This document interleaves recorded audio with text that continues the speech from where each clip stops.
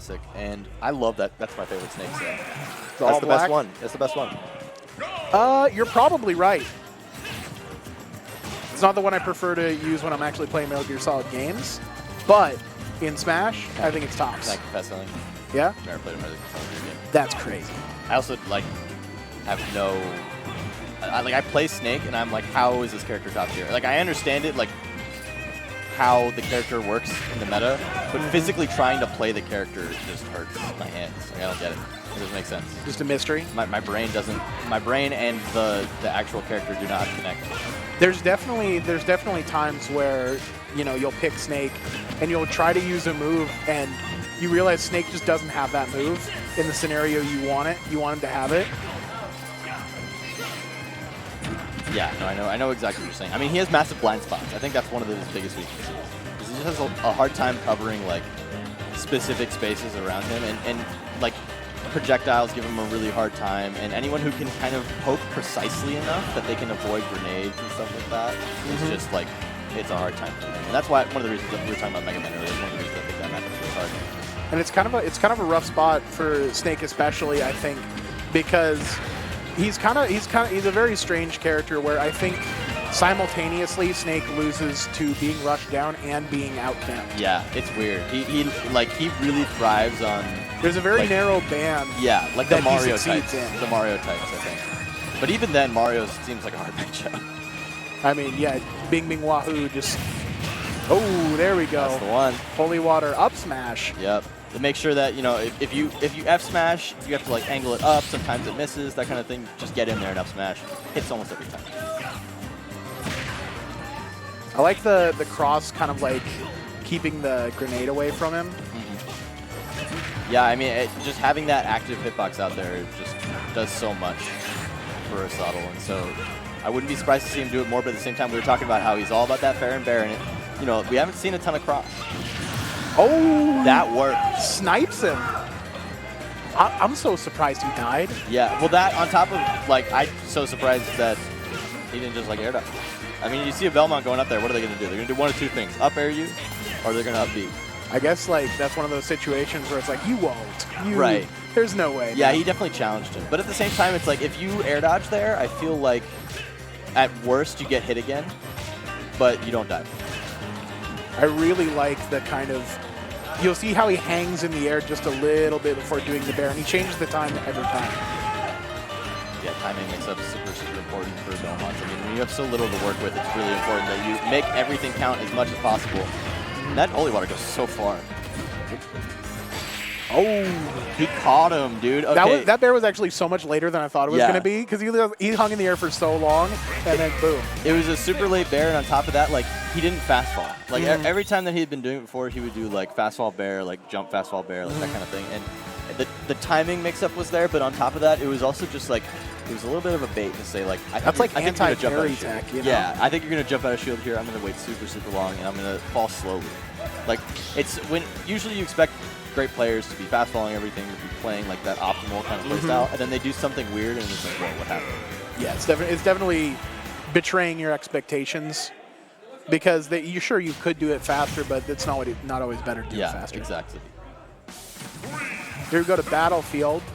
I can see this being good for actually kind of both these characters, but I can definitely see Snake liking sitting under the platform, sort of eliminating that angle of approach from the Belmont.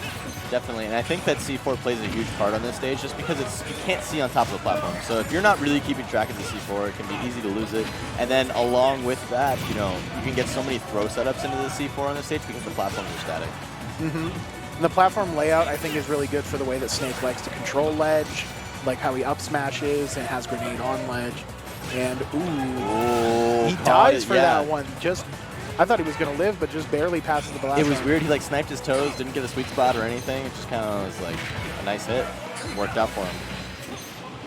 And so the cross right there, that was super, super smart because the tether is very susceptible to getting hit by that Nikita, but because he threw the cross out, the hitbox deactivated. Yeah, if you hit the Nikita, it deactivates it for a short period of time, and he's able to sneak in during that time. The mix of, oh, yo, you saw the sparks on top of his head, shaved a couple of Snake's hairs off, man. Yeah, just barely. Who gets out of the corner with the down tilt but gets punished for it anyway. Oh, he saw that grab coming, and he Oh, bounced there off we in the go. kick. There's the mix-up. I don't think he wanted that, but, you know, I'll take it, I guess. It got him out of the corner. This shield is crying a little bit. And Yeah. yeah, LordSpin having a hard time finding a way to take this stock. And now it's just, here's the thing about Snake, right? This character is clearly amazing, has a great advantage state. His disadvantage state is trash. Yeah, he definitely gets bullied. And that's like the thing about drops Belmonts the is C4. like the Belmonts are kind of similar, but the thing is that the Belmonts against Snake in particular just get to snipe him from so many different angles, and Snake doesn't have the speed to keep up with that. Yeah, it's definitely an issue of speed, I think. Because Snake has obviously more power, Yeah, of course. and his projectiles are a little bit more versatile, but the movement and the angles of approach with Fair and Bear are just really good in this specific scenario. Yeah, Snake doesn't really have a good way to cover that 45-degree angle in front of him, kind of, and that's how Belmonts love it. Oh He my broke God. the Cypher with Axe. Damn, Asotil. Looking clean right now. LordSpin. Asotil, but you Asotil. know. Oh my God, I did it again, man. I did. I told you before the set even started. Asotil. Yeah, there we go. Asotil looking clean right now, and LordSpin, you know, he's got some work to do. It just seems like he's, I don't want to say lost, but it seems like he hasn't been able to make the adaptations necessary to keep up. Yeah, it's definitely an issue. I think he's definitely losing.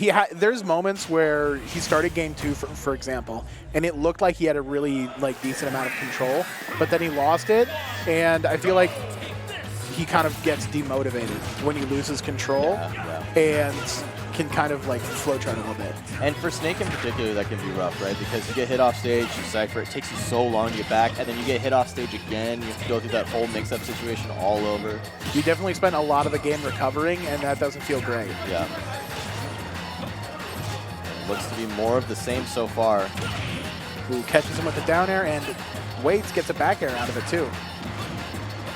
Okay, going high. I like going high here. Just got to be careful. Yep. Okay, didn't air dodge that time. Asotil was ready for it. He was going to go for some kind of mix-up. Baited out that air dodge a little bit, but it didn't come. I like the multi-parry on the fire because it just kind of cancels it out. It makes it not do anything. Oh, catches the roll. It actually surprises me every time that move is strong the whole way through. Yeah, it's kind of insane. Like Smash has so many weird hitboxes for no. Oh man. Oh, buffered air dodge. Is he okay? Okay. He's okay. I didn't expect him to be okay. But yeah, Smash has so many hitboxes on moves that are different for no reason, like Sheik Bear and stuff like that. And then, but for some reason, this chain is the same the whole way through. I don't know what's up with that. It is truly a mystery. But here we go. Snake had control of the ledge, but looks like Asotil is just fighting his way back to center stage. Yeah. One of the best things about Snake is he has great buttons, right? His buttons are so fast, but he can't get close to them. There's just no way for him to get on top of Belmont so that he can dare at a shield, so that he can, forward tilt, that kind of thing. Those are the buttons that Snakes really love to abuse. It's definitely the zoner getting out-zoned, which is regrettable if you're the character that likes to keep people away. All right. Finally going to take that first stock. Oh, the grenade actually saved him. I think it was a grenade. It was C4, actually. Was it? Did it time out? Oh. Oh! He got hit with every move. You didn't have to do that to the man. Come on. He actually hit him with 3 moves at the same time. That's crazy. Yeah. No, that was impressive. Oh, slide. I like the mix-up with the grab, but not going to come through this time. See, I was actually so confused as to Asotil was going to jump over his shield and down air, but he drifted back further and did a forward air. Again, just delaying his timing and delaying what move he's actually going to do to get LordSpin to just drop shield. Right.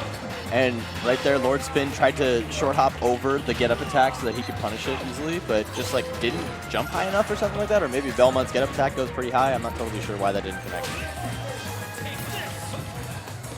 Oh, okay, he managed to get back to center stage. The Axe and the Holy Fire missed. This should be it as long as he does his due diligence. Oh, he went super, super low. Okay, but he gets the up air, and now we're on last stock. Because when Belmont dares your shield, that's not you don't have to respect that necessarily. No. But he managed to get an up air. Ooh, catches it. That's big. No, he couldn't it's- get anything off of it. Oh, and he got down aired even, but able to escape the mix-up now. Off to the ledge again. Scary, and that's going to be it. A 3-0. Yep. LordSpin getting eliminated by Asotil.